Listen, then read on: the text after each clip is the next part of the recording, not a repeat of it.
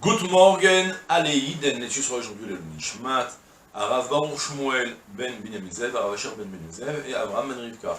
Si vous souhaitez, vous aussi dédier une prochaine étude de Mishnah, contactez les 5 minutes éternelles. Nous, c'est une Masechet Tumot Perek Dalet Mishnah Vav. Bishlosha Prakim, Mesha'arim et Akalkala. Babakurot, Baseyafot, Ubeemtza Akaitz. Hamone, Meshubach. Ve'amoded, Meshubach Mimenu. Bashokel, Meshubach, Mishloshtan. Je traduis la Mishnah et après on va lui donner un cadre.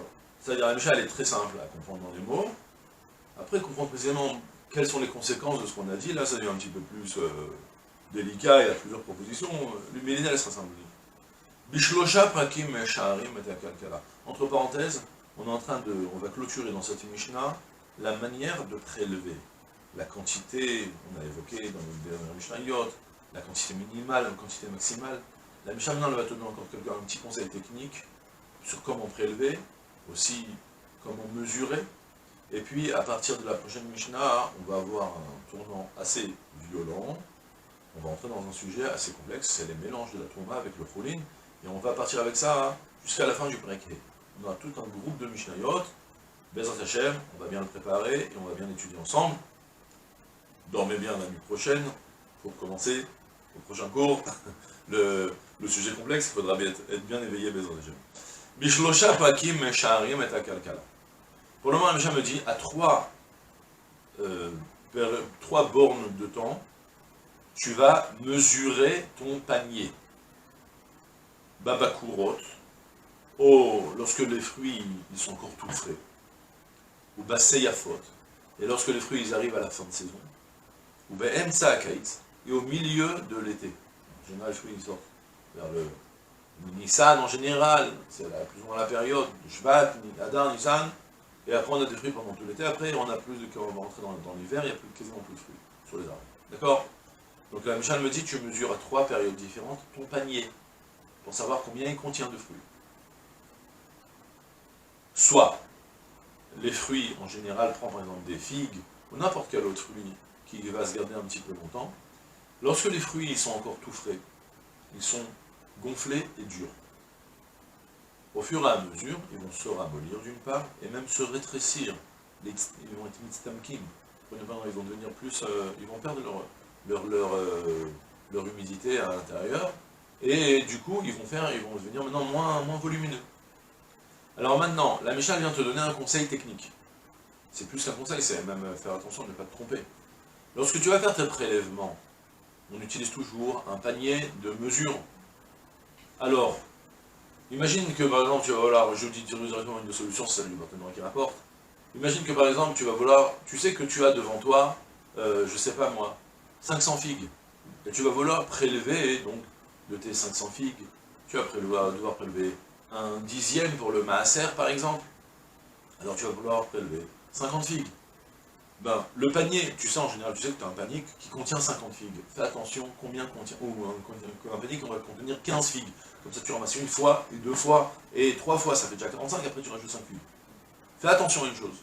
Vérifie à 5 fois, à 3 périodes de l'année, combien ton panier peut contenir des figues. Pourquoi? Parce que c'est trompeur. Tu voulais par exemple prélever 50 figues, et tu t'es dit, allez, avec mon panier qui contient 15 figues, et ton panier contient 15 figues, tu sais, quand tu as mesuré ton panier qui contenait 15 figues, et tu l'as mesuré au début de la saison, lorsque les figues elles étaient grosses et dures. Alors c'est sûr qu'il contenait 15, mais plus tu as avancé dans l'été, plus maintenant ton panier va commencer à contenir plus. Encore dans les figues c'est un petit peu difficile à imaginer, mais même ça tu vas réussir à mettre 2-3 figues supplémentaires. Mais imagine que tu vas parler en blé, alors lorsque le blé il est tout frais, en blé ou en céréales, il est tout frais, il est bien gonflé, et doucement il va se rétrécir et devenir encore plus sec. Le Rambam y rapporte, ça varie de 100 jusqu'à 110 au milieu de l'été, et 150 à la fin de l'été lorsqu'il est devenu tout sec. Vous imaginez, c'est très trompeur. Donc tu vas vouloir maintenant te mesurer avec ton panier, parce que tu sais que ton panier contient 100, il ne contient pas 100, alors à la fin de la saison il contient 150. Fais attention, à 3 périodes de l'année, à mesurer ton panier combien est-ce qu'il contient. D'accord? C'est clair pour le moment? Précisons quand même, le partenaire nous le dit, attention, je ne te parle pas du prélèvement de la Trouma. Je te parle du prélèvement du Maaser et de la Troumat Maaser. Pourquoi? La Touma, hein, il ne faut nécessairement pas la mesurer. La Torah, elle a insisté, Venershav lachem terumatrem, tu le fais bemarshava. Tu le fais par estimation. La Torah elle a insisté que le Touma, tu la prélèves par estimation. Même lorsque j'en ai un 40e, un 50e, 60e, c'est pas avec une mesure exacte. C'est plus ou moins. Et il y a quelques... Mais en tout cas, au moment où tu effectues ton premier prélèvement, tu ramasses une part que tu estimes à un 50e, sans la mesure exacte. Par contre, pour le maaser, il faut préciser combien tu prends. Tu ne peux pas prélever plus, tu ne peux pas prélever moins. Ouais, comme nous dit la Mishnah de Pirkei Avot, des altarbel et aser omadot, ne t'amuse pas à prélever le maaser par estimation, parce que tu vas te retrouver. Si tu devais prendre 10 fruits, tu en as pris 11, tu en as un qui n'a pas été prélevé, tu donnes au Lévi à manger maintenant des fruits qui ne sont pas prélevés. Tu as prélevé 9, tu n'as pas fini le prélèvement de chez toi, il te manque encore un. Donc tu dois, lorsque tu passes au maaser, tu dois mesurer. D'accord? Du coup, comment mesurer? Alors là, on a trois possibilités, qui sont toutes les trois validées. On est confronté, bien sûr, entre le problème de l'unité, avec le volume, ou avec le poids, ou la quantité. Les choses vont beaucoup changer, c'est pas la même chose. Tu prends 10 poires, tu prélèves une poire sur les 10, ou tu vas peser les poires. Tu as des poires un peu plus grosses, des poires plus légères. Du coup, en poids, c'est possible que une petite poire va faire le dixième pour 9 fruits. Ouais, vous comprenez la problématique. Une grosse poire va faire le dixième pour 9 fruits. Vous avez bien compris l'idée, quoi. Il y a une différence entre compter à l'unité. Alors maintenant, toutes les solutions sont validées, mais malgré tout, on a une préférence. Un monnaie, mais choubar.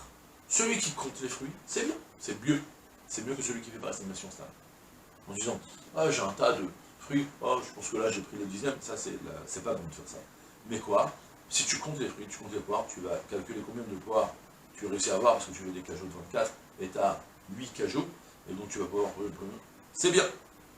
Mais le mieux, Hamoded, Meshubach Mimenu. Celui qui va mesurer, mesurer le volume, ouais, il va faire une médida, il va mesurer le volume. Médida, c'est une mesure, mais mesurer quoi cette fois-ci? C'est pas le poids, parce que le poids c'est le prochain. Donc là, il va mesurer le volume, il va dire, bon, j'ai un volume de temps, les céréales, on les mesure en volume aussi. Il y a aussi beaucoup de trucs que tu mesures en volume. Quand tu fais un tas, tu sais très bien que maintenant tu as un tas de temps et temps de... Tu as pris une caisse que tu as remplie, tu as un conteneur de poires, ou tu as une caisse de poires, tu as 10 caisses de poires, tu sais que tu as une caisse de poires entière. Les poires, tu remplis dans la mesure. Là, c'est mesuré mieux. Ça a été modèle avec le volume. C'est pas juste. C'est pas juste que tu as compté l'unité, parce que quand tu comptes l'unité, c'est trompeur. En statistique, c'est vrai que tu vas plus ou moins tendre vers un. Quand tu vas plus ou moins avoir des grosses pour des grosses, des petites pour des petites. Mais malgré tout, c'est pas assez précis par rapport à celui qui mesure. Celui qui mesure, il a plus pris en compte les différences entre les poires qui vont évoluer. Mais le mieux de tous, des shokel, meshubach, meshloshtan. Celui qui va peser les fruits pour savoir, il va se dire, ah, je sais que j'ai 100 kilos. Alors là, ça va être la meilleure mesure qu'il va faire lorsqu'il va donner le dixième, parce que c'est le moins trompeur, c'est sûr qu'il va donner le dixième concrètement encore mieux. D'accord? Et c'est tout pour aujourd'hui. Je vous souhaite une journée pleine de Hatzlacha, Kol Tov, Salah.